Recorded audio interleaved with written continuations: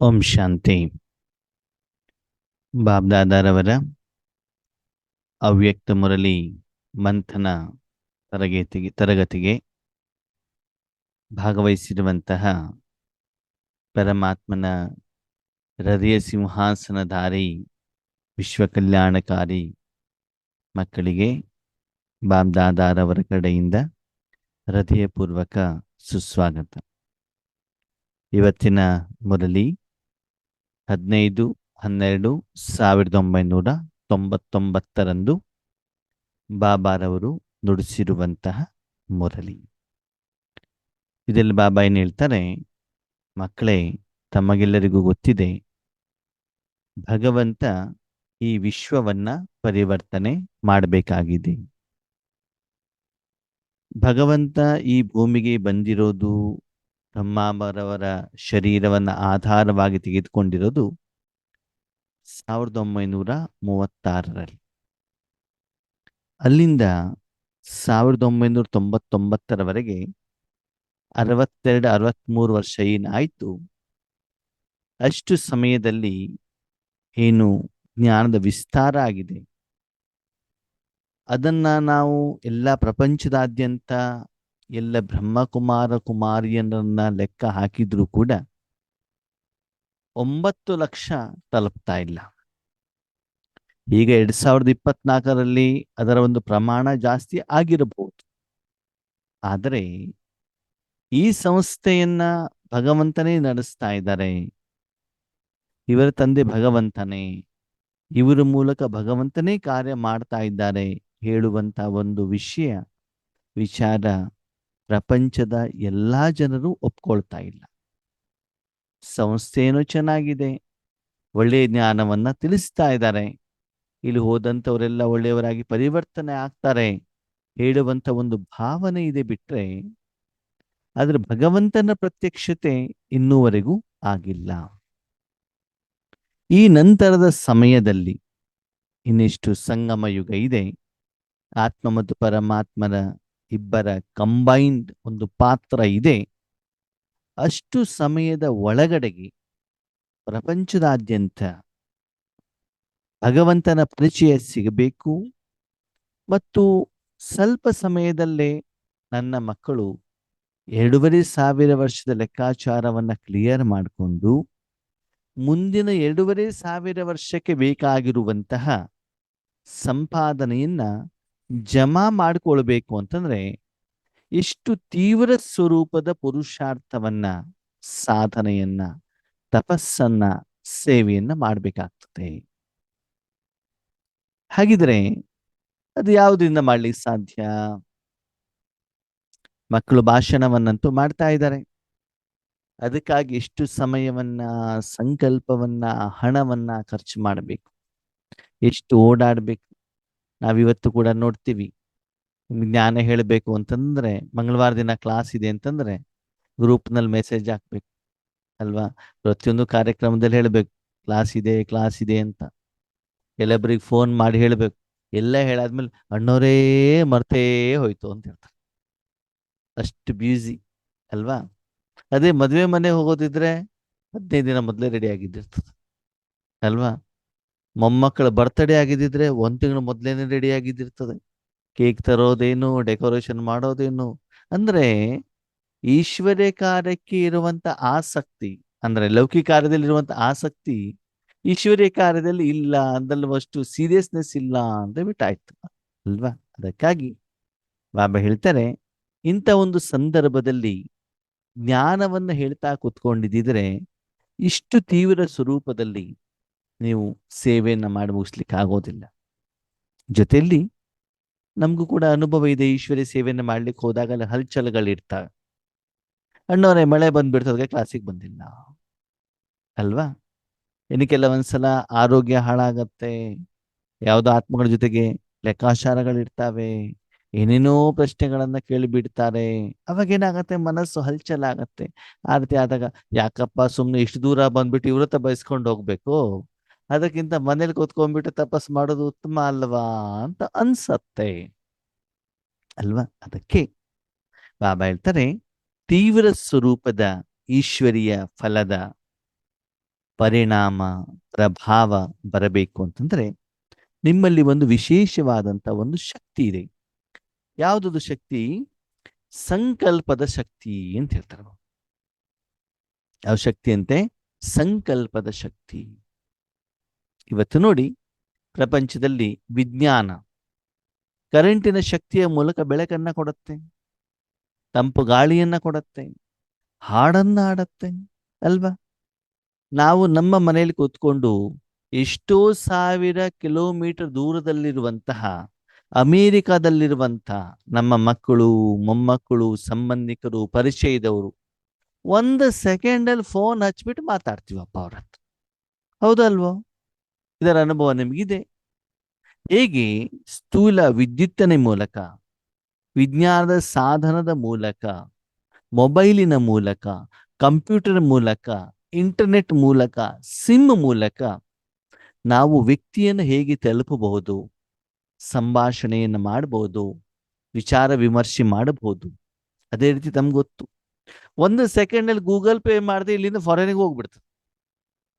1 ಸೆಕೆಂಡಲ್ಲಿ ಹಣ ಕಳಿಸ್ಬಿಡ್ಬೋದು ನಾವು ಅಲ್ವಾ? ಹಾಗೆ ನಿಮ್ಮ ಮನಸ್ಸಿನ ಸಂಕಲ್ಪದ ಮೂಲಕ ವಿಶ್ವದ ಮೂಲೆಯಲ್ಲಿರುವಂತ ಯಾವುದೇ ಆತ್ಮನಿಗೆ ಒಳ್ಳೆಯದಾಗ್ಲಿ ಕೆಟ್ಟದಾಗ್ಲಿ ಸಂದೇಶವನ್ನು ನಾವು ಕೊಡಬಹುದು, ಶಕ್ತಿಯನ್ನ ಕೊಡ್ಲಿಕ್ಕೆ ಸಾಧ್ಯ, ಅಥವಾ ಸರ್ವ ಆತ್ಮರಿಗೂ ಕೂಡ ಕೊಡ್ಲಿಕ್ಕೆ ಸಾಧ್ಯ.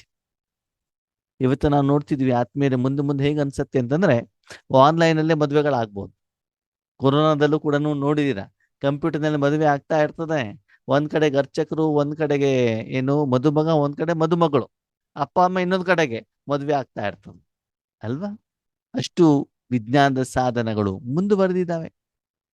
ಹಾಗೆ ಸಂಕಲ್ಪದ ಮೂಲಕ ಯಾರಿಗಾದ್ರೂ ನೀವು ಸಹಾಯವನ್ನ, ಸಹಯೋಗವನ್ನ, ಶಕ್ತಿಯನ್ನ ಕೊಡಬಹುದು. ಜೊತೆಗೆ ಈಶ್ವರೀಯ ಸಂದೇಶವನ್ನು ಕೂಡ ನೀವು ತಲುಪಿಸಲಿಕ್ಕೆ ಸಾಧ್ಯ ಇದೆ. ಅದಕ್ಕಾಗಿ ಸಂಕಲ್ಪ ಶಕ್ತಿಯ ಮಹತ್ವವನ್ನು ತಿಳಿದು ಇದನ್ನು ಹೆಚ್ಚಿಗೆ ಮಾಡಿ ಮತ್ತು ಪ್ರಯೋಗದಲ್ಲಿ ತನ್ನಿ. ನಾವಿವತ್ತೇನು ಮಾಡ್ತಿದ್ದೀವಿ, ಅದೇ ಸಂಕಲ್ಪವನ್ನ ವ್ಯರ್ಥಕ್ಕೆ ಉಪಯೋಗ ಮಾಡ್ಕೊಳ್ತಾ ಇದ್ದೀವಿ.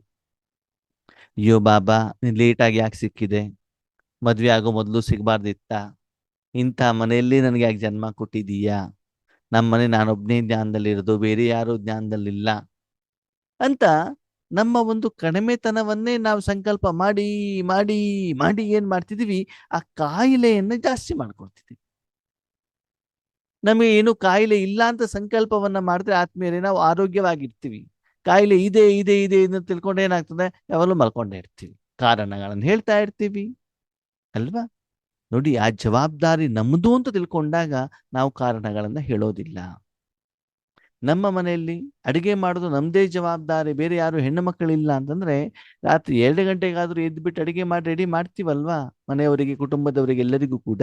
ಹಾಗೇನೇ ಈಶ್ವರಿ ಸೇವೆಯನ್ನ ಮಾಡೋದು, ವಿಶ್ವ ಕಲ್ಯಾಣ ಮಾಡೋದು ಕೂಡ ನನ್ನದೇ ಜವಾಬ್ದಾರಿ ಹೇಳುವಂಥದ್ದನ್ನ ಆತ್ಮೀಯರೇ ನೀವು ಸ್ವೀಕಾರ ಮಾಡಬೇಕಾಗ್ತದೆ.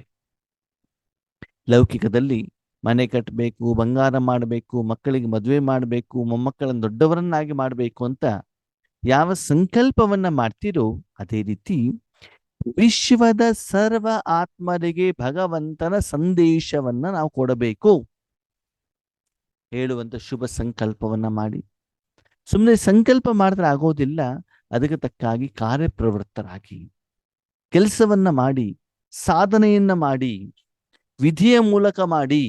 ಆವಾಗ ಆ ವಿಧಿಯ ಫಲ ನಿಮಗೆ ಖಂಡಿತವಾಗ್ಲೂ ಕೂಡ ಸಿಗತ್ತೆ. ಆವಾಗ ಈಶ್ವರನ ಸೇವೆ ತುಂಬಾ ವೃದ್ಧಿಯಾಗತ್ತೆ. ಆ ಕರ್ಮದ ಫಲ ಆಶೀರ್ವಾದ ರೂಪದಲ್ಲಿ ನಿಮಗೂ ಕೂಡ ಸಿಗತ್ತೆ. ಈ ರೀತಿ ನೀವು ಸೇವೆಯನ್ನ ಮಾಡಿದರೆ, ಬಾಬಾ ಏನ್ ಹೇಳ್ತಾರೆ, ಮಕ್ಕಳು ಕೇಳ್ತಾರಂತೆ, ಬಾಬಾ ಇಷ್ಟೆಲ್ಲ ನಾವು ಸೇವೆ ಮಾಡಿದ್ರೆ ನಮ್ಗೇನ್ ಲಾಭ? ಏನ್ ಲಾಭ ಅಂತಂದ್ರೆ, ವರ್ತಮಾನ ಸಮಯದಲ್ಲಿ ಮನೆಯಲ್ಲೇ ಕುಳಿತುಕೊಂಡು, ನೀವೆಲ್ಲಿದ್ದೀರೋ ಅಲ್ಲೇ ಕುಳಿತುಕೊಂಡು, ಕರೆಂಟು ಇಲ್ದೇನೆ, ಮೊಬೈಲ್ ಇಲ್ದೇನೆ, ಅಥವಾ ಹಾಡು ಹಾಡ್ದೇನೆ, ಜ್ಞಾನ ಹೇಳ್ದೇನೆ, ಸಂಕಲ್ಪದ ಮೂಲಕ ಸೇವೆ ಮಾಡುವಂಥ ಮನೋಭಾವದಿಂದ ರೀಸೆಂಟಾಗಿ ಈ ಮೂಡ್ಲಿ ನಡೆಸಿದ ನಂತರ 2-3 ದಿನದಲ್ಲಿ ಬಾಬಾರವರು ವರದಾನ ಅದೇ ಬರ್ತಾರೆ. ಮನಸ್ಸಿನ ಸಂಕಲ್ಪದ ಮೂಲಕನೇ ಸೇವೆ ಮಾಡಿ, ವೈಬ್ರೇಷನ್ ಅನ್ನ ಹರಡಿ, ಎಲ್ಲರಿಗೂ ಭಗವಂತನ ಸಂದೇಶವನ್ನ ಕೊಡಿ. ಕಿರಣಗಳನ್ನ ಕೊಡಿ, ಸಕಾಶನ್ನ ಕೊಡಿ ಅಂತ ಹೇಳ್ಬಿಟ್ಟು ಅದೇ ವರದಾನ ಪುನಃ ಪುನಃ ಪುನಃ ಬರ್ತಾ ಇದೆ. ಈ ರೀತಿ ಸೇವೆಯನ್ನು ನೀವು ಮಾಡಿದಾಗ ಮಕ್ಕಳೇ ಪ್ರತಿದಿನ ಆ ಕಾರ್ಯದ ಪ್ರತಿಫಲ ನಿಮಗೆ ಈಶ್ವರನಿಂದ ಸಂಪಾದನೆಯ ಮೂಲಕ ಸಿಗ್ತದೆ. ಆ ಸಂಪಾದನೆ ಎಷ್ಟು ಜಾಸ್ತಿ ಇರ್ತದೆ ಅಂತ ಹೇಳಿದಿದ್ರೆ ಹೇಳ್ತಾರ ಪದಮಾಪದಂ, ವಿಶ್ವದ ಸರ್ವರಿಗೂ ಆ ಶಕ್ತಿಯನ್ನು ತಲುಪಿದಾಗ ಬಾಬಾ ಅಷ್ಟು ನಿಮಗೆ ಸಂಪಾದನೆಯನ್ನು ರಿಟರ್ನ್ ಆಗಿ ಕೊಟ್ಟಾಗ ಏನಾಗ್ತದೆ, ನೀವು ವಿಶ್ವದಲ್ಲಿ ಏನಾಗ್ತೀರಿ, ಶ್ರೀಮಂತರಾಗ್ತೀರ. ಶ್ರೇಷ್ಠ ಮಕ್ಕಳು ಮತ್ತೆ ಹೈಯೆಸ್ಟ್ ಮಕ್ಕಳು ಅಂತ, ಅಷ್ಟು ಶ್ರೀಮಂತರು, ಸಂಪದ್ಭರಿತ. ಯಾವುದರಿಂದ? ಬಂಗಾರದಿಂದ, ಒಡವೆಯಿಂದ, ಬಟ್ಟೆಯಿಂದ, ಬಿಲ್ಡಿಂಗ್ ಇಂದ ಅಲ್ಲ. ಯಾವುದರಿಂದ ಸಂಪದ್ಭರಿತ? ನಿರಾಕಾರ ಸಪ್ತ ಗುಣಗಳಿಂದ, ಸಪ್ತ ಶಕ್ತಿಗಳಿಂದ ಸಂಪದ್ಭರಿತವಾಗಿರ್ತೀರಿ. ಯಾರ ಹತ್ರ ಸಂಪತ್ತಿರ್ತದೋ ಅವರು ಬೇರೆಯವ್ರು ಕೊಡಬೇಕು ಕೊಡಬೇಕು ಕೊಡಬೇಕು ಅಂತ ಅನಿಸ್ತಾ ಇರ್ತದೆ. ಲೌಕಿಕದಲ್ಲಿ ಒಂದು ಜನ್ಮಕ್ಕೋಸ್ಕರ ಜನ ಲಕ್ಷದಿಂದ ಕೋಟಿ, ಕೋಟಿಯಿಂದ ಅರಬ್ ಖರಬ್ ಅಷ್ಟು ಸಂಪಾದನೆ ಮಾಡ್ತಾರೆ. ಇವತ್ತು 1,00,000 ಕೋಟಿ ಇದೆ, 10,00,000 ಕೋಟಿ ಇದೆ, ವಿಶ್ವದ 10 ಶ್ರೀಮಂತರು ಇವರು ಅಂತೇಳ್ಬಿಟ್ಟು ಹೇಳ್ತಾರೆ. ಮಕ್ಕಳೇ, ಅವರು ಒಂದು ಜನ್ಮಕ್ಕೋಸ್ಕರ ಮಾತ್ರ. ಅದು ಈ ಒಂದು ಜನ್ಮದಲ್ಲಿ ನೀವು ಮಾಡಿರುವಂತ ಈ ಒಂದು ಮಹಾನ್ ಕಾರ್ಯದಿಂದ ಪ್ರತಿ ಕಲ್ಪದಲ್ಲೂ ಕೂಡ ನೀವು ಏನಾಗ್ತೀರಿ, ಶ್ರೇಷ್ಠರಾಗ್ತೀರಾ ಮತ್ತು ಶ್ರೀಮಂತರಾಗ್ತೀರಾ. ಹೈಯೆಸ್ಟ್ ಇನ್ ದಿ ಕಲ್ಪ. ಪೂರ್ತಿ 5,000 ವರ್ಷದಲ್ಲಿ ತುಂಬಾ ಶ್ರೀಮಂತರಾಗಿರ್ತೀರಿ ಅಂತ ಬಿಟ್ಟು ಹೇಳ್ತಾರೆ ಬಾಬಾ. ಆ ಶ್ರೀಮಂತತೆ ಗುರುತೇನು ನೋಡಿ. ತುಂಬಾ ಶ್ರೀಮಂತರಾಗಿರುವಂಥವ್ರು ಒಳ್ಳೊಳ್ಳೆ 2 ಕೋಟಿ 3 ಕೋಟಿ ಕಾರಲ್ಲಿ ಓಡಾಡ್ತಾರೆ. ಅವ್ರದ್ದೇ ಓನ್ ಫ್ಲೈಟ್ಗಳಿರ್ತಾವೆ, ದೊಡ್ಡ ದೊಡ್ಡ ಬಿಲ್ಡಿಂಗ್ಗಳಿರ್ತಾವೆ, ಬೇಕಾದಷ್ಟು ಅವರ ಹತ್ರ ಏನಾಗಿರ್ತಾರೆ, ನೌಕರರು ಕೂಡ ಇರ್ತಾರೆ. ಒಳ್ಳೊಳ್ಳೆ ಊಟ, ಬಟ್ಟೆ, ಎಲ್ಲಾ ರೀತಿ ಅವ್ರ ಹತ್ರ ಇರುತ್ತೆ. ಅದು ಕಣ್ಣಿಗೆ ಕಾಣತ್ತಲ್ವಾ?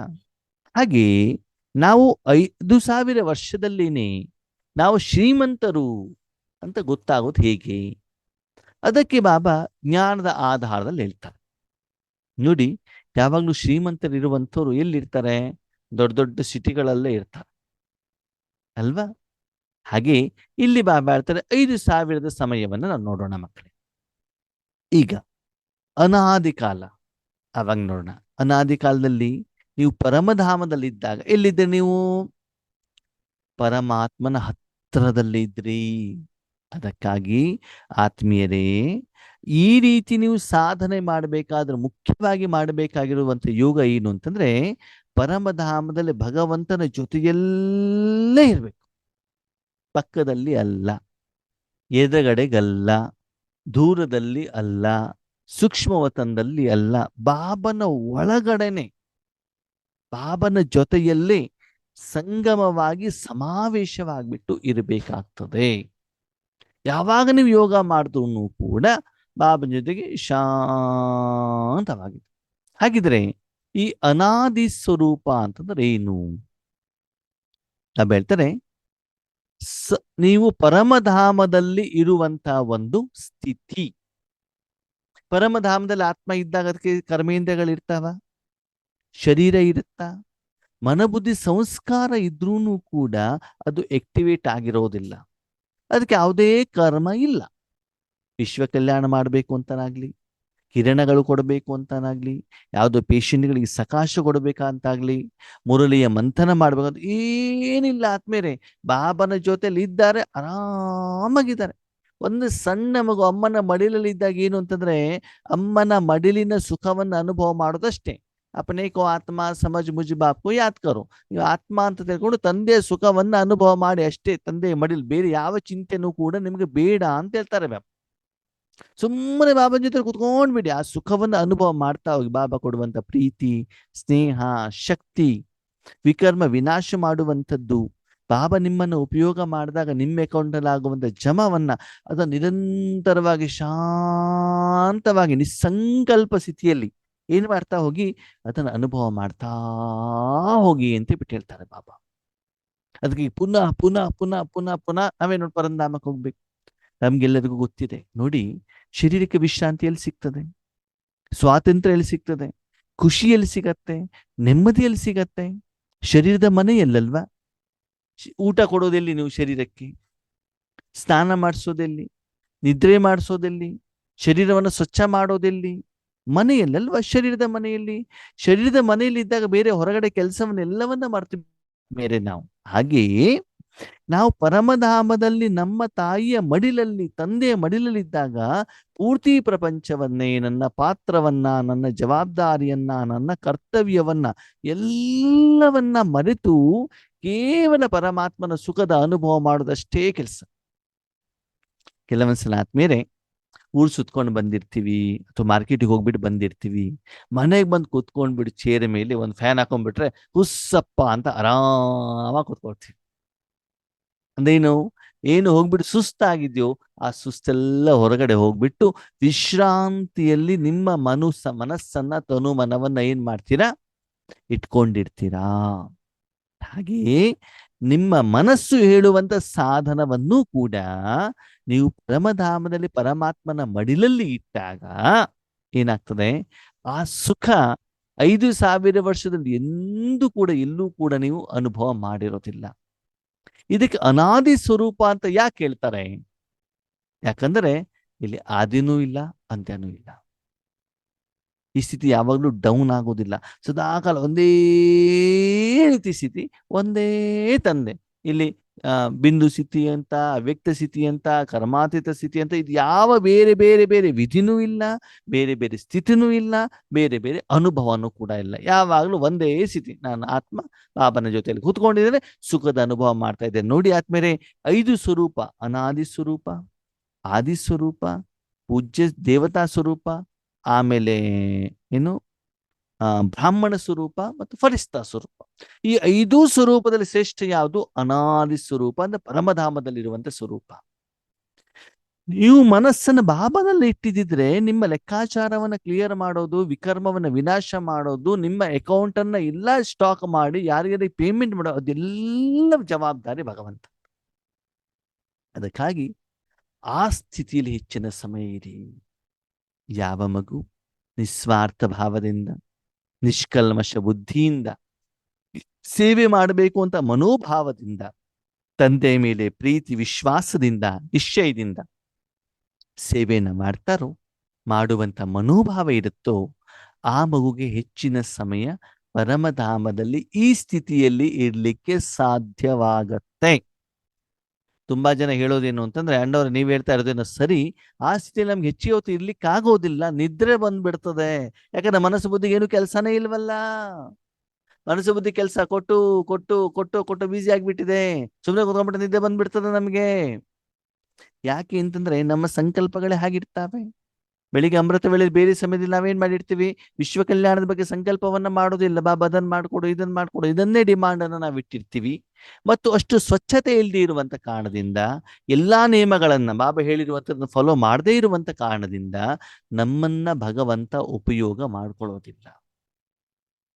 ಯಾವ ಮಗು ತಾಯಿಯ ಮಾತನ್ನ ಕೇಳತ್ತೋ ಆ ಮಗುವನ್ನ ತಾಯಿ ಎತ್ಕೊಂಡ್ಬಿಟ್ಟು ಮಡಿಲಲ್ಲಿ ಇಟ್ಕೊಂಡ್ಬಿಟ್ಟು ಮುದ್ದು ಮಾಡ್ತಾಳೆ, ತನ್ನ ಆಸ್ತಿಯನ್ನ ಕೊಡ್ತಾಳೆ.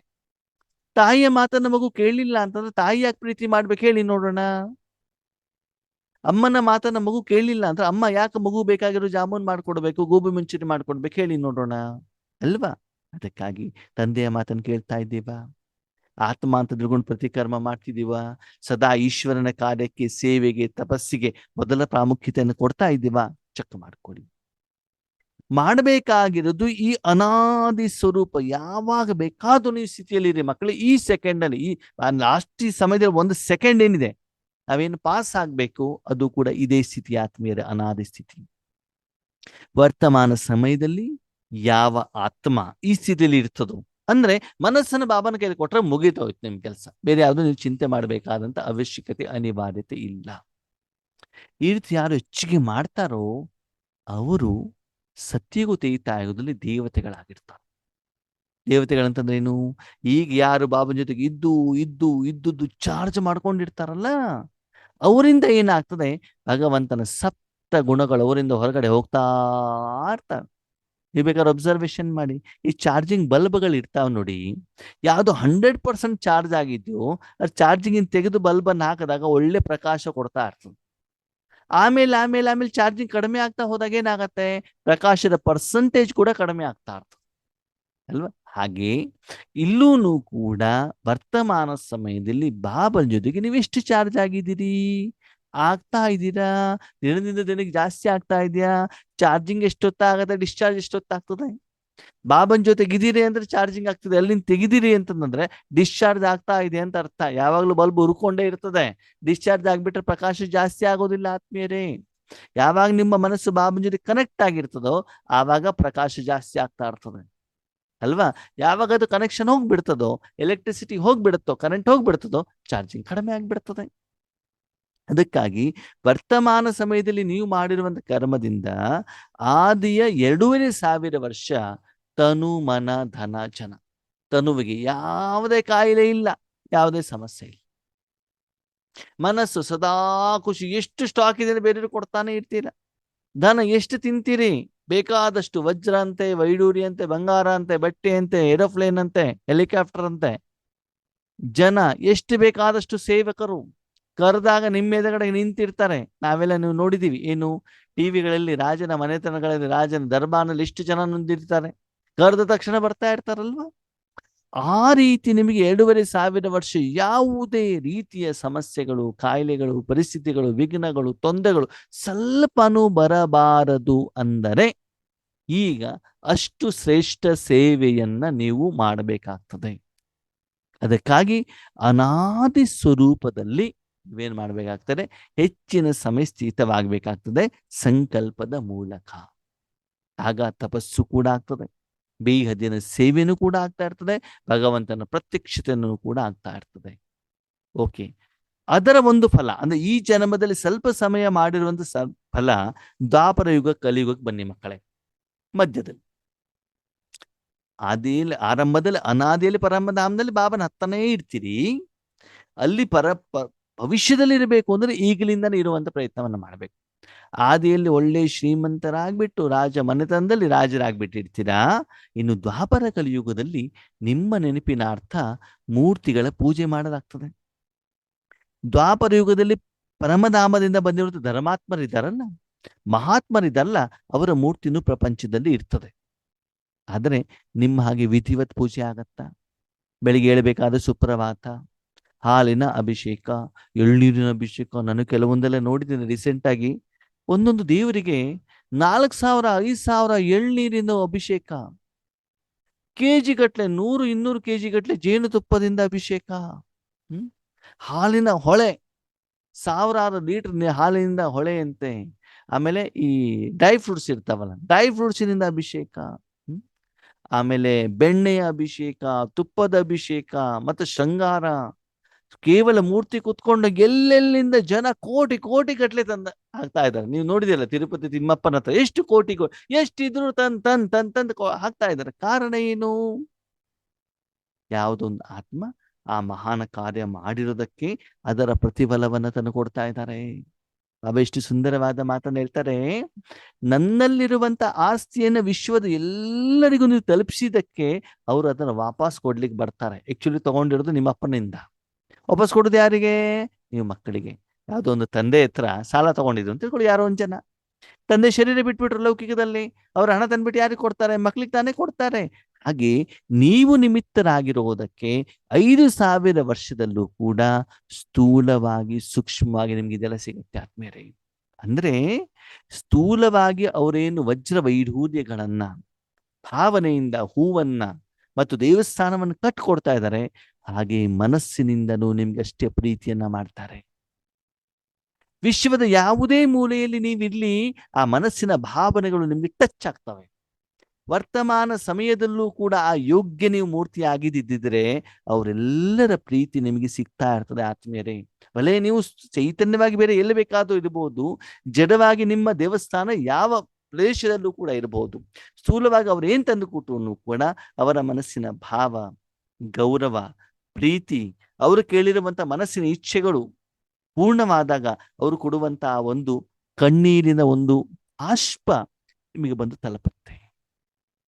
ಅದೆಲ್ಲ ಮಾಡಬೇಕು ಅಂತಂದ್ರೆ ಈಗ ನೀವು ಶ್ರೇಷ್ಠ ಸಂಕಲ್ಪವನ್ನ ಮಾಡಿ ಅಷ್ಟು ಮಹಾನ್ ಕಾರ್ಯವನ್ನ ನೀವು ಮಾಡಬೇಕಾಗ್ತದೆ.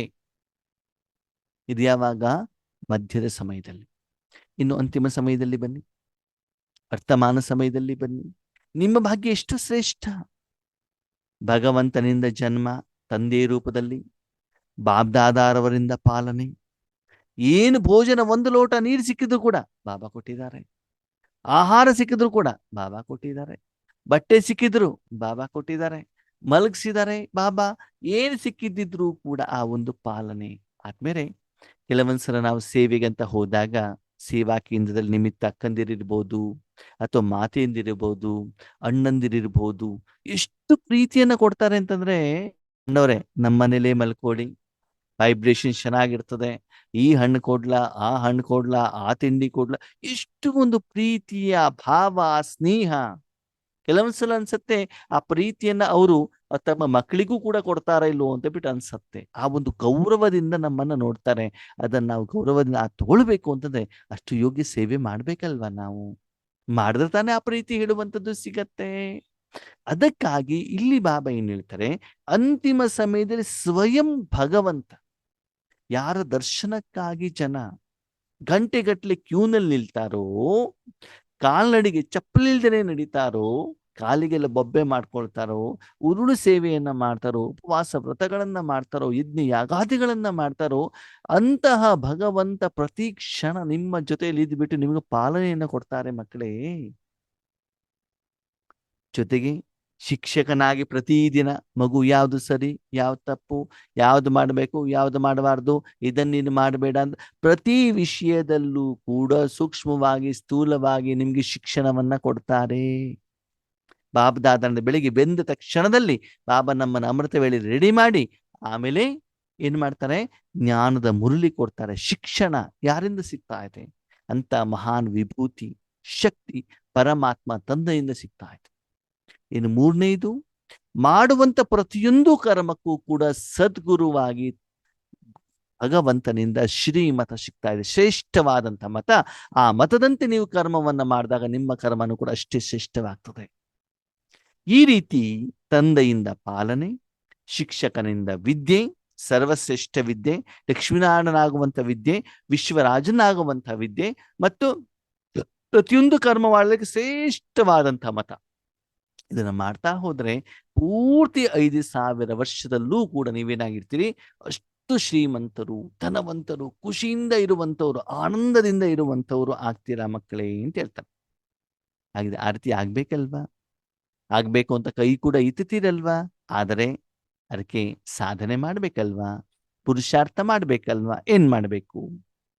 ಅದಕ್ಕೆ ಬಾಬಾ ಹೇಳ್ತಾರೆ, ಮಾತೆಯರ ಬಗ್ಗೆ ಇವತ್ತು ಹೇಳಿದ್ದಾರೆ. ಅದ್ರ ಮೊದ್ಲು ಏನ್ ಹೇಳ್ತಾರೆ ಬಾಬಾ, ಆ ರೀತಿ ಆಗ್ಬೇಕು ಅಂತಂದ್ರೆ ಆ ಸ್ಮೃತಿಯನ್ನು ಸದಾ ಇಮರ್ಶ್ ಮಾಡಿಟ್ಕೊಳ್ಳಿ. ಯಾವ ಸ್ಮೃತಿ? ನಾನು ಸದಾ ವಿಶ್ವ ಕಲ್ಯಾಣಕಾರಿ, ನಾನು ಸದಾ ಪರಮಧಾಮದಲ್ಲೇ ಇದ್ದೇನೆ, ಸದಾ ಅನಾದಿ ಸ್ವರೂಪದಲ್ಲೇ ಇದ್ದೇನೆ, ಬಾಬನ ಜೊತೆಯಲ್ಲೇ ಇದ್ದೇನೆ. ಆ ರೀತಿ ಮಹಾನ್ ಬೇಹದ್ದಿನ ಸೇವೆಯಲ್ಲಿ ನಿಮ್ಮನ್ನು ಬ್ಯುಸಿ ಮಾಡಿಟ್ಕೊಳ್ಳಿ. ಬೇರೆ ಯಾವುದರ ಬಗ್ಗೆ ಹೆಚ್ಚಿಗೆ ತಲೆ ಕೊಡಿಸ್ಕೊಳ್ಬೇಕಾದಂತ ಅವಶ್ಯಕತೆ ಇಲ್ಲ. ಸಂಕಲ್ಪವನ್ನ ಮಾಡಿ, ನನ್ನಿಂದ ಸದಾ ಕಾಲ ಅಷ್ಟು ಒಳ್ಳೆ ಕಾರ್ಯ ಆಗಬೇಕು, ಅಷ್ಟು ಮಹಾನ್ ಸೇವೆ ಭಾವ ನನ್ನ ಹತ್ರ ಮಾಡಿಸ್ಬೇಕು, ನಾನು ಅದಕ್ಕೆ ನಿಮಿತ್ತನಾಗಬೇಕು ಹೇಳುವಂತ ಮನೋಭಾವ ನಿಮ್ಮಲ್ಲಿ ಇರಬೇಕಾಗ್ತದೆ ಅಂತ ಹೇಳ್ತಾರೆ ಬಾಬಾ. ಸರಿನಾ? ಓಕೆ, ಇದನ್ನು ಯಾರು ಮಾಡ್ಬೋದು? ಇಷ್ಟು ಹೇಳಿದಾಗ ಮಾತೆ ಯೋಚನೆ ಮಾಡ್ತಾರೆ, ಓ ಇದೆಲ್ಲ ನಾ ಮಾಡ್ಲಿಕ್ಕೆ ಆಗೋದಿಲ್ಲಪ್ಪ, ಇದೆಲ್ಲ ಸೆಂಟರ್ನಲ್ಲಿರೋ ಟೀಚರ್ ಮಾಡ್ಬೋದು, ಸರೆಂಡರ್ ಅಣ್ಣಂದಿರು ಮಾಡ್ಬೋದು. ಕೆಲವೊಂದು ಜನ ಕೇಳ್ತಾರೆ, ಅಣ್ಣವ್ರೆ ನಿಮ್ಗೇನು ಒಬ್ಬರೇ ಕುಮಾರ, ನೀವೇನ್ ಬೇಕಾದ್ರೂ ಮಾಡ್ಬೋದು, ನಮ್ಗೆ ಎಷ್ಟು ಕೆಲಸ ಇರ್ತದೆ ಗೊತ್ತಾ? ಮಕ್ಕಳಿರ್ತಾರೆ, ಪತಿ ಇರ್ತಾರೆ, ಅತ್ತೆ ಇರ್ತಾರೆ, ಸೊಸೆ ಇರ್ತಾರೆ, ಎಲ್ಲ ಕೆಲಸ ಮಾಡ್ಬೇಕು. ಯಾಕೆ ನಮ್ಗೇನ್ ಕೆಲಸ ಇಲ್ವಾ? ನಾವು ಮನೇಲಿ ಕೆಲಸ ಮಾಡಲ್ವಾ? ನಮ್ಮ ತಾಯಿಯವರನ್ನ ನೋಡ್ಕೊಳಲ್ವಾ? ನಾವು ಕೂಡ ಮಾಡ್ಕೊಳ್ತಿದ್ದೀವಿ. ಮಾಡಬೇಕು ಹೇಳುವಂತ ಮನೋಭಾವ ಇದ್ರೆ ಎಲ್ಲಿ ಬೇಕಾದ್ರೂ ದಾರಿ ಸಿಗತ್ತೆ ಆತ್ಮೀಯರಿ. ಅದಕ್ಕಾಗಿ ಬಾಬಾ ಏನ್ ಹೇಳ್ತಾರೆ, ಮಾತೆಯರಿಗೆ ಬಾಬಾ ಇಷ್ಟು ಒಂದು ಗೌರವವನ್ನ ವರ್ತಮಾನದಲ್ಲಿ ಕೊಟ್ಟಿದ್ದಾರೆ ಅಂತಂದ್ರೆ, ನೀವು ಈ ರೀತಿ ಸ್ಮೃತಿಲಿದ್ರೆ ಸದಾ ಖುಷಿಯ ತೊಟ್ಟಿಲಲ್ಲಿ ತುಗ್ತಾ ಇರ್ತೀರಂತ. ತೊಟ್ಟಿಲಲ್ಲಿ ಯಾರಿರ್ತಾರೆ? ಸಣ್ಣ ಮಕ್ಕಳು ಇರ್ತಾರಲ್ಲ, ಅವನ್ ತೊಟ್ಟಿಲಲ್ಲಿ ತೊಡೆದ್ರೆ ತುಗುದೇನು ಮಸ್ತ್ ಆಗಿರೋ ಕಿಲಿಕಿಲ ಅಂತ ಆರಾಮಾಗಿ ಅಡ್ಕೊಂಡಿರ್ತಾರೆ. ತೊಟ್ಲು ತೂಗೋದು ನಿಲ್ಲಿಸ್ಬಿಟ್ರೆ ಅಂತ ಹೇಳ್ತಾರೆ ಅಲ್ವಾ? ಅದಕ್ಕಾಗಿ ಈ ರೀತಿ ಮಹಾನ್ ಸೇವೆಯನ್ನು ಮಾಡಿದಾಗ ಅವೇನ್ ಹೇಳ್ತಾರೆ, ಭಗವಂತ ನಿಮ್ಮನ್ನ ತನ್ನ ಹೃದಯ ಸಿಂಹಾಸನದಲ್ಲಿ ಇಟ್ಟು ಖುಷಿಯಲ್ಲಿ ಆಟ ಆಡ್ತದೆ. ಪ್ರತಿಯೊಂದು ಕರ್ಮದಲ್ಲಿ ಸಫಲತೆ ಅನುಭವ ಆಗ್ತಾ ಇರ್ತದೆ ಮಕ್ಕಳೇ. ಆ ರೀತಿ ಅನುಭವವನ್ನ ಮಾಡಿ ಸದಾ ಆತ್ಮಿಕ ನಶೆಯಲ್ಲಿ ಇರಿ, ಇದೇ ಖುಷಿಯಲ್ಲಿರಿ, ಇದೇ ಸೇವೆಯಲ್ಲಿರಿ. ಈ ರೀತಿ ಇದ್ದಾಗ ನಿಮ್ಮ ಮುಖವನ್ನು ನೋಡಿದಾಗ ಜನರಿಗೆ ಏನ್ ಅನಿಸ್ಬೇಕು ಅಂತಂದ್ರೆ, ಅರಳಿರುವಂತ ಗುಲಾಬಿಯ ಹೂವು. ಅಂದ್ರೆ ಗುಲಾಬಿ ಹೂ ಅಂತ ಸದಾ ಕಾಲ ಪ್ರತಿದಿನ ಗುಲಾಬಿ ಹೂ ಮಾರ್ಕೆಟಲ್ಲಿ ತಗೊಂಡ್ಬಿಟ್ಟು ಮುಡ್ಕೊಳ್ಳೋದಲ್ಲ, ಅಲ್ಲ ಗುಲಾಬಿ ಹೂವಿನ ಹಾರ ಹಾಕೊಳ್ಳೋದಲ್ಲ. ಮುಖದಲ್ಲಿ ಆ ರೀತಿ ಏನಿರ್ಬೇಕು ಬಾಬಾ ಹೇಳ್ತಾರೆ, ಮುಗುಳು ನಗೆ ಇರಬೇಕು ಅಂತ ಬಿಟ್ಟು ಹೇಳ್ತಾರೆ ಬಾಬಾ. ಅದಕ್ಕೆ ಬಾಬಾ ಒಂದು ಸುಂದರವಾದ ಉದಾಹರಣೆಯನ್ನು ಹೇಳ್ತಾರೆ. ಏನು ಗೊತ್ತಾ, ಇದು ಮೊದಲೇ ಹೇಳಿರೋದು. ಲೌಕಿಕದಲ್ಲಿ ಏನ್ ಹೇಳ್ತಾರಂತೆ, 10 ತಲೆಯನ್ನು ಬೇಕಾದ್ರೆ ಸೇರಿಸ್ಬೋದು, 2 ಜಡೆ ಸೇರಿಸೋದು ಕಷ್ಟ ಅಂತ ಹೇಳ್ತಾರಂತೆ. ಕನ್ನಡದಲ್ಲಿ ಒಂದು ಗಾದೆ ಇದೆ. ಅಂದೇನರ್ಥ, ಅವರನ್ನೆಲ್ಲವನ್ನ ಏಕಮತ ಮಾಡ್ಬಿಟ್ಟು ಕರ್ಮ ಮಾಡಿಸೋದು ಉತ್ತಮ ಅಂತ. ಮನೆಯಲ್ಲಿ ಅತ್ತೆಗೆ ನೋಡಿದ್ರೆ ಸೊಸೆಗೆ ಆಗೋದಿಲ್ಲ, ಸೊಸೆಗೆ ನೋಡಿದ್ರೆ ಅತ್ತೆಗೆ ಆಗೋದು ಅಲ್ವಾ. 2 ಮಾತೆಯರನ್ನ ಸೇರಿಸ್ಬಿಟ್ಟು ಕೆಲಸ ಮಾಡಿಸೋದು ತುಂಬಾ ಕಷ್ಟ ಅಂತ ಮನೆಯಲ್ಲಿ. ಬಾಬಾ ಹೇಳ್ತಾರೆ, ಯಾವ ಪ್ರಪಂಚದಲ್ಲಿ 2 ಜಡೆಯನ್ನ ಸೇರಿಸಿ ಕೆಲಸ ಮಾಡೋದು ಕಷ್ಟ ಅಂತ ಜನ ಏನ್ ಮಾಡಿದಾರೆ, ಗಾದೆಯನ್ನ ಕೊಟ್ಟಿದಾರೋ, ಅಂತ ಸಾವಿರಾರು ಮಾತೆಯನ್ನ ಸೇರಿಸ್ಬಿಟ್ಟು ನನ್ನ ಸೇವೆಯನ್ನು ಮಾಡಿಸ್ತಾರೆ. ಯಾರಲ್ಲೂ ಕೂಡ ಭಿನ್ನಾಭಿಪ್ರಾಯಗಳಿಲ್ಲ, ಯಾರ್ದು ಕೂಡ ಬೇರೆ ಮತ ಇಲ್ಲ. ಏಕಮತದಲ್ಲಿ ಏಕಾಗ್ರತೆಯಿಂದ ಅವರೆಲ್ಲರನ್ನ ಸೇರಿಸಿಬಿಟ್ಟು ನಾನು ಮಾಡ್ತಾ ಇದ್ದೇನೆ. ದ್ವಾಪರ ಯುಗದಿಂದ ನಿಮ್ಗೇನು ಗೌರವ ಕಡಿಮೆ ಆಯ್ತು, ಪುರುಷ ಪ್ರಧಾನ ಪ್ರಪಂಚವಾಯ್ತು. ಈಗ ವಿಶ್ವ ಪರಿವರ್ತನೆಗೋಸ್ಕರ ನಾನು ನಿಮ್ಮನ್ನ ಉಪಯೋಗ ಮಾಡ್ಕೊಳ್ತಾ ಇದ್ದೇನೆ.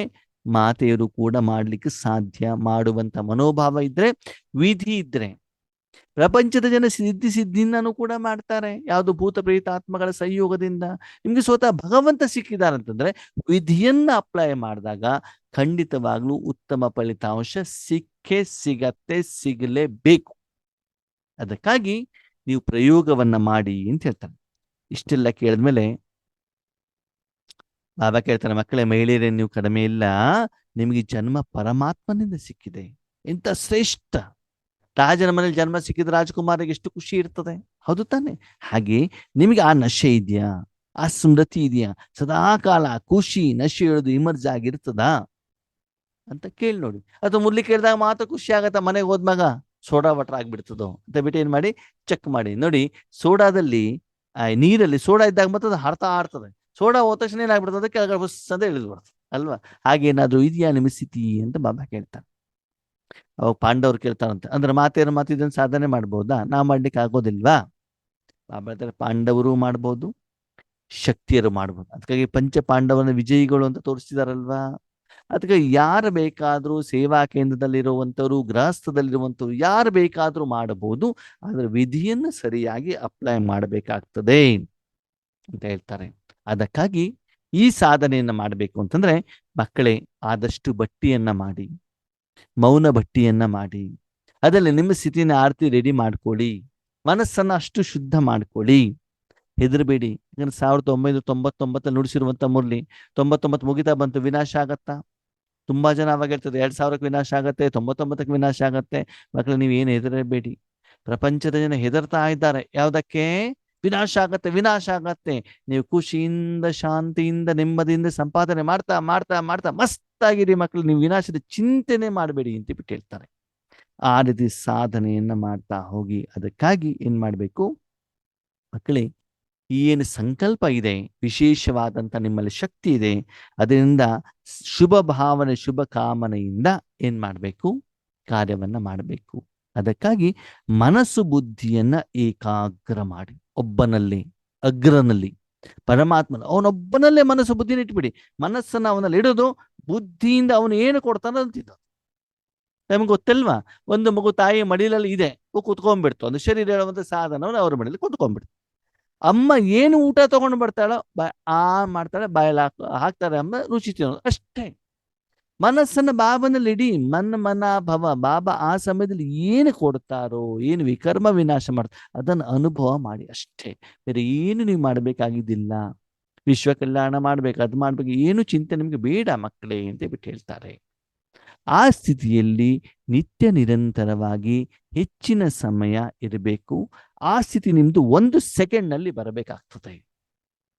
ಆ ರೀತಿ ನೀವು ಸಾಧನೆಯನ್ನ ಮಾಡಿದಾಗ ಮಾತ್ರ ಸಂಕಲ್ಪದ ಮೂಲಕ ವಿಶ್ವದ ಯಾವುದೇ ಮೂಲೆಯಲ್ಲಿರುವಂತ ಆತ್ಮರಿಗೆ ನೀವು ಸಂದೇಶವನ್ನ ಕಳಿಸ್ಬಹುದು. ಒಂದು ವಿಷಯ ಅರ್ಥ ಮಾಡ್ಕೊಳ್ಳಿ, ಸಂದೇಶವನ್ನು ನಾವು ತಗೊಳ್ಬೇಕು ಅಂತ ನಾವು ನಿಮ್ಮ ಎದುರುಗಡೆನೆ ಬರಬೇಕು ಅಂತ ಹೇಳ್ಬಿಟ್ಟು ಏನು ಗ್ಯಾರಂಟಿ ಇಲ್ಲ. ವಿಶ್ವದ ಯಾವುದೇ ಸೇವಾ ಕೇಂದ್ರಕ್ಕಾದ್ರೂ ಹೋಗ್ಲಿ, ನಮ್ಮ ಸೇವಾ ಕೇಂದ್ರಕ್ಕೆ ಆತ್ಮಗಳು ಬರಲಿ ತುಂಬಲಿ ಅಂತಂದ್ರೆ ನೀವು ಸೇವಾ ಕೇಂದ್ರದ ಕಲ್ಯಾಣಕಾರಿಗಳಾಗ್ತದೆ. ನೀವು ಸೇವಾ ಕೇಂದ್ರದಲ್ಲಿ ಕೂತ್ಕೊಳ್ಳಿ, ಸಂಕಲ್ಪ ಏನ್ ಮಾಡ್ಲಿ, ಬಾಬಾ ನಾವು ಇವಾಗ ಯೋಗ ಮಾಡ್ತಿದೀವಿ, ನಮ್ಮ ಮನಸ್ಸಿನಿಂದ ವಿಶ್ವದಲ್ಲಿರುವಂತಹ ಸರ್ವ ಸೇವಾ ಕೇಂದ್ರಗಳಿಗೆ ಮಕ್ಕಳು ಬರ್ತಾ ಹೋಗ್ಲಿ ಬರ್ತಾ ಹೋಗ್ಲಿ ಬರ್ತಾ ಹೋಗ್ಲಿ. ನಿಮ್ಮ ಸಂಕಲ್ಪದಿಂದ ಎಲ್ಲ ಸೇವಾ ಕೇಂದ್ರಗಳಿಗೆ ಆತ್ಮಗಳು ಬರ್ತಾರೆ, ಅಲ್ಲಿರುವಂತ ಆತ್ಮಗಳು ಖುಷಿ ಆಗ್ತಾರೆ, ಟೀಚರ್ ಬ್ಯೂಸಿ ಆಗ್ಬಿಡ್ತಾರೆ, ಅಣ್ಣಂದಿರು ಬ್ಯೂಸಿ ಆಗ್ಬಿಡ್ತಾರೆ, ಖುಷಿ ಆಗ್ಬಿಡ್ತಾರೆ. ಸಂಕಲ್ಪ ಯಾರ್ದು? ನಿಮ್ದಲ್ವಾ? ಬ್ರಹ್ಮ ಬಾಬಾ ಒಬ್ಬರೇ ಕೂತ್ಕೊಂಡ್ಬಿಟ್ಟು ಪಾಂಡವ ಭವನದಲ್ಲಿ ಕೂತ್ಕೊಂಡು ಸಂಕಲ್ಪವನ್ನ ಮಾಡಿದ್ರು, ಸೂಕ್ಷ್ಮವತನದಲ್ಲಿ ಕೂತ್ಕೊಂಡು ಸಾಧನೆಯನ್ನ ಮಾಡಿದ್ರು. ಇವತ್ತು ಅವರ ಕಾರಣದಿಂದ ಏನಾಗ್ತಾ ಇದೆ, ಅಡ್ವಾನ್ಸ್ ಪಾರ್ಟಿ ಅವರ ಕಾರಣದಿಂದ ಎಲ್ಲಾ ಸೇವಾ ಕೇಂದ್ರಗಳಿಗೆ ಆತ್ಮಗಳು ಬರ್ತಾ ಇರ್ತಾರಲ್ವ. ಕೆಲವೊಂದ್ಸ ನಾನು ಯೋಚನೆ ಮಾಡ್ತಾ ಇರ್ತೇನೆ ನೋಡಿ, ನಾವೆಲ್ಲರೂ ಕೂಡ ಇಲ್ಲಿ ಸೇರಿದೀವಿ ಯಾವ್ದಲ್ಲಿ, ಕಂಪ್ಯೂಟರ್ನಲ್ಲಿ. ಓಕೆ, ಯೂಟ್ಯೂಬಲ್ಲಿ ಎಷ್ಟೋ ಜನ ಆತ್ಮಗಳು ಕ್ಲಾಸನ್ನು ಕೇಳ್ತಾರೆ. ಅವ್ರು ಯಾರ ಜೊತೆನೂ ನಮ್ದು ವೈಯಕ್ತಿಕವಾದಂಥ ಸಂಬಂಧ ಇಲ್ವೇ ಇಲ್ಲ, ಪರಿಚಯ ಇಲ್ವೇ ಇಲ್ಲ. ಇಲ್ಲೆಲ್ಲಿರುವಂತ ಆತ್ಮರನ್ನ ಯಾವ್ಯಾವ ರೀತಿ ಬಾಬಾ ಸೇರಿಸ್ಬಿಟ್ಟು ಯಾವ ರೀತಿ ಸೇವೆ ಮಾಡ್ತಾರಲ್ಲ, ದಟ್ ಇಸ್ ಗ್ರೇಟ್. ಅದು ಅವನ ಮಾತ್ರ ಮಾಡ್ಲಿಕ್ಕೆ ಸಾಧ್ಯ ಹೊರತು ನಾವ್ ಯಾರು ಕೂಡ ಮಾಡ್ಲಿಕ್ಕೆ ಸಾಧ್ಯ ಇಲ್ಲ. ಅದಕ್ಕಾಗಿ ಸೇವೆ ಮಾಡಬೇಕು ಹೇಳುವಂತ ಮನೋಭಾವ ನಿಮ್ಮ ಮನಸ್ಸಿನಲ್ಲಿ ಇರ್ಲಿ. ಅವ್ರಿಗೆ ಒಳ್ಳೇದು ಮಾಡಬೇಕು, ಯಾರನ್ನ ಕಾಲು ಎಳೆಯೋದಾಗ್ಲಿ, ಯಾರನ್ನಾದ್ರೂ ನಿಂದನೆ ಮಾಡೋದಾಗ್ಲಿ, ಯಾರಿಗಾದ್ರೂ ಬೇಜಾರು ಮಾಡೋದಾಗ್ಲಿ, ಅಥವಾ ದೇಹಾಭಿಮಾನದಿಂದಾಗ್ಲಿ, ಯಾವುದೇ ಸ್ಥೂಲವಾದ ಇಚ್ಛೆಯಿಂದಾಗ್ಲಿ ಮಕ್ಕಳೇ ಸಂಕಲ್ಪವನ್ನ ಮಾಡಬೇಡಿ ಅಂತ ಹೇಳ್ತಾರೆ. ನೆಕ್ಸ್ಟ್ ಬಾಬಾ ಏನ್ ಹೇಳ್ತಾರೆ, ಮಕ್ಕಳ ಅಕೌಂಟು ಯಾಕೆ ಜಮಾ ಆಗ್ತಾ ಇಲ್ಲ ಅಂದ್ರೆ ವ್ಯರ್ಥ ಜಾಸ್ತಿ ಆಗ್ತಾ ಇದೆ ಅಂತ. ಅನಾವಶ್ಯಕವಾದಂತ ಮಾತುಗಳು, ಅನಾವಶ್ಯಕವಾದ ಯೋಚನೆಗಳು, ಚಿಂತನೆಗಳು. ಬಾಬಾ ಇಲ್ಲಿ ಮನಸಾ ಸೇವೆಯನ್ನು ಮಾಡ್ತಾ ಇದ್ದಾರೆ. ನಾವೇನ್ ಮಾಡ್ತೀವಿ, ಆ ಕ್ಲಾಸ್ ಕೇಳಿದ್ವಿ, ಈ ಕ್ಲಾಸ್ ಕೇಳಿದ್ವಿ, ಆ ಹಾಡು ಕೇಳಿದ್ವಿ, ಇದು ಕೇಳಿದ್ವಿ, ಕಾಮೆಂಟ್ರಿ ಮಾಡಿದ್ವಿ, ಮತ್ತೊಂದು ಮಾಡಿದ್ವಿ, ಮಗನು ಇದೆಲ್ಲೂ ಕೂಡ ಸಮಯವನ್ನ ಏನ್ ಮಾಡ್ತೀವಿ, ವ್ಯರ್ಥ ಮಾಡ್ತಾ ಇದೀವಿ ಮಕ್ಕಳೇ. ಸಾಧನೆಯನ್ನ ಮಾಡಿ ಜ್ಞಾನ ಕೇಳೋದಕ್ಕಿಂತ ಪ್ರಾಕ್ಟಿಕ್ಯಾಲಿಟಿ ಜಾಸ್ತಿ ಬೇಕಾಗ್ತದೆ. ಅದಕ್ಕೆ ಬಾಬಾ ಒಂದು ಸುಂದರವಾದ ಉದಾಹರಣೆ ಹೇಳ್ತಾರೆ. ಲೌಕಿಕದಲ್ಲಿ ಸಂಪಾದನೆ ಮಾಡಿರುವಂತ ಹಣ ಏನಿದೆ ಅದನ್ನು ಉಳಿತಾಯ ಮಾಡ್ತಾ ಹೋಗಿದ್ದಿದ್ರೆ ಏನಾಗ್ತದೆ, ಭವಿಷ್ಯದಲ್ಲಿ ಕಷ್ಟ ಕಾಲದಲ್ಲಿ ಅದು ನಿಮ್ಗೆ ಸಹಯೋಗಕ್ಕೆ ಬರ್ತದೆ. ಇವತ್ತು ಸಂಪಾದನೆ ಮಾಡಿದ್ರು ದಿನಕ ಬಾದಶಾ ಅಂತ ಹೇಳ್ತಾರೆ. ಇವತ್ತು ಸಂಪಾದನೆ ಮಾಡಿದ್ರು ಇವತ್ತೇ ಖಾಲಿ ಮಾಡ್ಕೊಂಡು ಕೂತ್ಕೊಂಡ್ಬಿಟ್ರೆ ಭವಿಷ್ಯದಲ್ಲಿ ಖರ್ಚು ಬಂದಾಗ ನೀವು ಏನ್ ಮಾಡ್ತೀರಿ? ಮುಂದೆ ದೊಡ್ಡ ದೊಡ್ಡ ಖರ್ಚುಗಳು ಬರೋದಿದ್ದಾವೆ. ವಿಶ್ವದ ಜೊತೆಗೆ ನಿಮ್ ಲೆಕ್ಕಾಚಾರ ಇದೆ ತಾನೆ. ಆ ಎಲ್ಲ ಆತ್ಮಗಳು ನಿಮ್ಮ ಕಡೆಗೆ ಬರ್ತಾರೆ, ಶಾಂತಿ ಕೊಡಿ ಅಂತ. ನಿಮ್ಮ ಶಾಂತಿನೇ ಇಲ್ಲ ಅಂದ್ರೆ ಎಲ್ಲಿ ಸಿಗೋದು ಅಲ್ಲಿಗೆ ಹೋಗ್ತಾರೆ. ಅವು ನಿಮ್ಮ ಸಂಪಾದನೆ ಎಲ್ಲಿ ಇರ್ತಾ ಹೇಳಿ ನೋಡೋಣ. ಇವತ್ತು ಸಾವಿರಾರು ಜನ ಹೋಟೆಲಿಗೆ ಬರ್ತಾರಂದ್ರೆ ಅದಕ್ಕೆ ತಕ್ಕಾಗಿ ಮೊದಲೇ ಅಡಿಗೆ ಮಾಡಿ ಇಡಬೇಕಲ್ವಾ. ಜನ ಬಂದು ಕುತ್ಕೊಂಡ ಮೇಲೆ ನೀವು ನಾನು ಬೇಳೆ ತರ್ಲಿಕ್ಕೆ ಹೋಗ್ತೇನೆ, ತರಕಾರಿ ತರ್ಲಿಕ್ಕೆ ಹೋಗ್ತೇನೆ, ಅಕ್ಕಿ ತರ್ಲಿಕ್ಕೆ ಹೋಗ್ತೇನೆ, ಗ್ಯಾಸ್ ತರ್ಲಿಕ್ಕೆ ಹೋಗ್ತೇನೆ ಅಂದ್ರೆ ಆಗತ್ತಾ? ಅದಕ್ಕಾಗಿ ಬಾಬಾ ಆತ್ಮೀಯರೇ ನಮ್ಗೆ ಎಚ್ಚರಿಕೆ ಕೊಡ್ತಾ ಇದ್ದಾರೆ. ಭವಿಷ್ಯದಲ್ಲಿ ನಿಮ್ಮ ಎದುರುಗಡೆ ಲಕ್ಷಾಂತರ ಜನ ಬರ್ತಾರೆ ಮಕ್ಕಳೇ. ಈಗ ನೀವು ಅಡಿಗೆ ಮಾಡ್ಬೇಕು, ಊರು ಸುತ್ತಬೇಕು, ಅದು ಮಾಡ್ಬೇಕು, ಇದು ಮಾಡ್ಬೇಕು ಅಂತ ಕುತ್ಕೊಂಡಿದ್ರೆ ಆ ಸಮಯದಲ್ಲಿ ನೀವು ಆ ಮಹೋನ್ನತವಾದಂತಹ ಉದ್ಯೋಗವನ್ನ, ವ್ಯಾಪಾರವನ್ನ, ವ್ಯವಹಾರವನ್ನ ಮಾಡ್ಲಿಕ್ಕೆ ಸಾಧ್ಯ ಇಲ್ಲ. ಅದಕ್ಕಾಗಿ ವ್ಯರ್ಥವನ್ನ, ಸಮಯವನ್ನ, ಸಂಕಲ್ಪವನ್ನ ಅದನ್ನ ಬದಿಗೊತ್ತಿ ಸಮರ್ಥವನ್ನ ಮಾಡಿ ಸಮಯದ ಅನುಸಾರ ನಾನು ಏನ್ ಹೇಳ್ತಿದ್ದೇನೋ ಅದನ್ನು ನೀವು ಮಾಡ್ತಾ ಹೋಗಿ. ಅದಕ್ಕಾಗಿ ಅಂತಿಮ ಸ್ಟೇಜ್ ಇದೇನೆ, ಅಂತಿಮ ಸೇವೆ ಇದೇನೆ. ಈ ಸಂಕಲ್ಪ ಶಕ್ತಿಯಿಂದನೇ ಅಂತಿಮ ಸಮಯದಲ್ಲಿ ಒಂದು ಕಡೆ ಕೂತ್ಕೊಂಡ್ಬಿಟ್ಟು ನೀವು ಬೇರೆ ಬೇರೆ ಕಡೆಗೆ ಏನ್ ಮಾಡ್ಬೋದು, ಸಂದೇಶವನ್ನ ಕೊಡಬಹುದು. ಇವತ್ತು ನೋಡಿ, ಟಿವಿಯ ಮಾಧ್ಯಮದ ಮೂಲಕ ವಿಶ್ವದ ಯಾವುದೇ ಮೂಲೆಯಲ್ಲಿ ಯಾವುದೇ ಘಟನೆಗಳಾದ್ರೂ ಕೂಡ ವಿಶ್ವದಾದ್ಯಂತ ಏನಾಗತ್ತೆ, ಸುದ್ದಿ ಸ್ಪ್ರೆಡ್ ಆಗತ್ತಲ್ವ. ಹಾಗೆ ಯಾವುದೇ ಸಾಧನಗಳ ಆಧಾರ ಇಲ್ಲದೇನೆ ನಿಮ್ಮ ಎದುರುಗಡೆ ಯಾವುದೇ ವ್ಯಕ್ತಿಗಳಿರ್ಬೇಕಾದಂತ ಅವಶ್ಯಕತೆ ಇಲ್ಲ.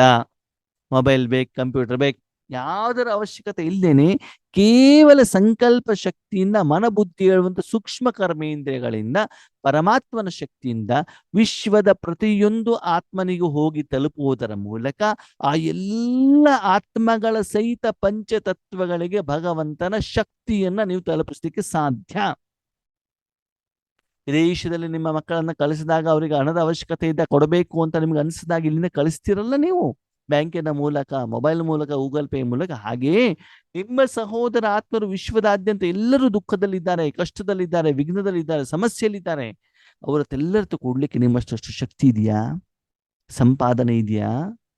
ನಿರಾಕಾರ ಹಣ ಇದೆಯಾ? ಅದನ್ನು ಕೊಡ್ತಾ ಹೋಗಿ ಕೊಡ್ತಾ ಹೋಗಿ ಕೊಡ್ತಾ ಹೋಗಿ ಅವಾಗ ನೋಡಿ 5,000 ವರ್ಷದವರೆಗೆ ಇವಾಗ ನೀವೇನು ಕೊಟ್ಟಿರ್ತೀರೋ ವಾಪಸ್ ಕೊಡ್ತಾ ಬರ್ತಾರೆ ಕೊಡ್ತಾ ಬರ್ತಾರೆ ಕೊಡ್ತಾ ಬರ್ತಾರೆ. ಹೇಗೆ ನೀವು ಒಂದು ಸಲ ಬ್ಯಾಂಕಿನಲ್ಲಿ ಹಣವನ್ನ ಇಟ್ಟರೆ ಅವರು ತಿಂಗಳು ತಿಂಗಳು ತಿಂಗಳು ಏನು ಕೊಡ್ತಾರೆ ಇಂಟ್ರೆಸ್ಟ್ ಅನ್ನು ಕೊಡ್ತಾ ಬರ್ತಾರೋ ಹಾಗೆ ಇಲ್ಲೂ ಕೂಡ ನಿಮ್ಗೆ ಸಿಗ್ತಾ ಇರುತ್ತೆ ಮಕ್ಕಳಿಗೆ. ಅದಕ್ಕಾಗಿ ವಿಧಿಯಿಂದ ನೀವೇನ್ ಮಾಡಿ ಸಿದ್ಧಿಯನ್ನ ಪಡ್ಕೊಳ್ಳಿ. ಈ ರೀತಿ ನೀವು ಮಾಡಿದಾಗ ಮಕ್ಕಳೇ ನಿಮ್ಮ ಪ್ರತಿಯೊಂದು ಸಂಕಲ್ಪ ಪ್ರತಿಯೊಂದು ಮಾತು ಬೇರೆಯವರಿಗೆ ವರದಾನವಾಗತ್ತೆ, ಅವರ ಸಮಸ್ಯೆಗಳು ಪರಿಹಾರವಾಗಿಬಿಡ್ತವೆ ಅಂತ ಮಹಾನ್ ಸೇವಾಧಾರಿಗಳು ನೀವು ಆಗ್ತೀರಿ. ಅದಕ್ಕಾಗಿ ಮಕ್ಕಳೇ ನಿಮ್ಮ ಮಾತು, ನಿಮ್ಮ ದೃಷ್ಟಿ, ನಿಮ್ಮ ವೃತ್ತಿ ಇದರ ಕಡೆ ಗಮನ ಕೊಡಿ. ನಿಮ್ಮ ಮಾತು ಸದಾ ಈಶ್ವರಿ ಸೇವೆ ಸಂಬಂಧಪಟ್ಟಿದ್ದೇ ಇದೆಯಾ? ಬೇರೆಯವರನ್ನು ಸದಾ ಆತ್ಮಿಕ ದೃಷ್ಟಿಯಲ್ಲಿ ನೋಡ್ತಾ ಇದ್ದೀರಾ? ಶುಭ ಭಾವನೆ ಶುಭ ಕಾಮನೆ ದೃಷ್ಟಿ ನೋಡ್ತಾ ಇದ್ದೀರಾ? ವೃತ್ತಿ ಏನು? ಅಣ್ಣವ್ರ ಬೆಳಗ್ಗೆ ಕಸ ಗುಡಿಸ್ತೀವಿ, ಮಧ್ಯಾಹ್ನ ಪಾತ್ರೆ ತೊಳಿತೀವಿ, ಆಮೇಲೆ ಅಡಿಗೆ ಮಾಡ್ತೀವಿ, ಆಮೇಲೆ ಬಟ್ಟೆ ವಾಶ್ ಮಾಡ್ತೀವಿ, ಇದೇನ ವೃತ್ತಿ? ಯಾವ ವೃತ್ತಿ? ವಿಶ್ವ ಕಲ್ಯಾಣದ ವೃತ್ತಿ, ಆತ್ಮ ಪರಿವರ್ತನೆ ವೃತ್ತಿ. ಹೀಗೆ ವೃತ್ತಿಯನ್ನು ಚೇಂಜ್ ಮಾಡಿ, ಯೋಚನೆಯನ್ನು ಚೇಂಜ್ ಮಾಡಿ, ಸಂಕಲ್ಪವನ್ನು ಚೇಂಜ್ ಮಾಡಿ, ಇದನ್ನೆಲ್ಲ ಮಾಡಬೇಕಾದಂತ ಅನಿವಾರ್ಯತೆ ಇದೆ ಅಂತ ಹೇಳ್ತಿದ್ದಾರೆ ಅಲ್ವಾ? ಓಕೆ. ಹಾಗೆ ಬಾಬಾ ಏನ್ ಹೇಳ್ತಾರೆ, ಮುಖದಿಂದ ನೀವು ಸೇವೆಯನ್ನು ನೀವು ಮಾಡಿದಾಗ ಎಷ್ಟು ಜನ ಆತ್ಮಗಳನ್ನ ಸೇರಿಸ್ಬೇಕು, ಎಷ್ಟು ಕಾಂಪ್ಲೆಕ್ಸ್ಗಳನ್ನ ಸೇರಿಸ್ಬೇಕು. ಮತ್ತೆ ಇನ್ನೊಂದೇನಾಗತ್ತೆ ಗೊತ್ತಾ, ಇಷ್ಟು ನೀವು ಜ್ಞಾನ ಹೇಳ್ತಾ ಹೋಗ್ತೀರೋ ಅಷ್ಟು ಕನ್ಫ್ಯೂಷನ್ ಬಾಬನ ಮಕ್ಕಳಲ್ಲೂ ಕೂಡ. ಅಣ್ಣವ್ರದ್ದು ಯಾಕೆ ಹಾಗೆ, ಇದ್ಯಾಕೆ ಹೀಗೆ, 5,000 ವರ್ಷಕ್ಕೆ ಹೇಗೆ ಆಗತ್ತೆ, ಕೃಷ್ಣ ಹುಟ್ಟಿದಾನೋ ಹುಟ್ಟಿಲ್ವೋ, ಯಾವಾಗ ಹುಡ್ತಾನೆ, ವಿನಾಶ ಯಾವಾಗ ಆಗ್ತದೆ, 150 ವರ್ಷ ಅಂತ ಬಿಟ್ಟು ಹೇಳ್ತಾರಲ್ಲ, ಲೆಕ್ಕಾಚಾರದ ಬಗ್ಗೆ ಎಷ್ಟು ತಲೆ ಕೆಡಿಸ್ಕೊಳ್ತಾರೆ ಅಂತಂದ್ರೆ ತಂದೆ ನೆನಪನ್ನು ಒಂದು ಮಾಡೋದು ಬಿಟ್ಟು ಬೇರೆದೆಲ್ಲ ಯೋಚನೆ ಮಾಡ್ತಾರೆ. ಬಟ್ ಅದೆಲ್ಲ ಪಕ್ಕದಲ್ಲಿಡಿ, ನಾನು ನೆನಪು ಮಾಡ್ಲಿಕ್ಕೆ ಏನ್ ಹೇಳ್ತೀನೋ ಅದನ್ನ ಮಾಡ್ತಾ ಹೋಗಿ ಅಂತ ಅದ್ರ ಕಡೆ ಗಮನನೇ ಕೊಡೋದಿಲ್ಲ. ಸ್ವಲ್ಪ ಜ್ಞಾನ ಗೊತ್ತಾದ್ರೆ ಸಾಕು, ಬೇರೆಯವ್ರಿಗೆ ಹೇಳೋದಕ್ಕೆ ನಾವು ಹೋಗ್ಬಿಡ್ತೀವಿ. ಆದ್ರೆ ಬಾಬಾ ಏನ್ ಮಾಡ್ಲಿಕ್ಕೆ ಹೇಳಿದ್ದಾರೆ ಅದರ ಕಡೆ ಗಮನವನ್ನ ಕೊಡೋದಿಲ್ಲ.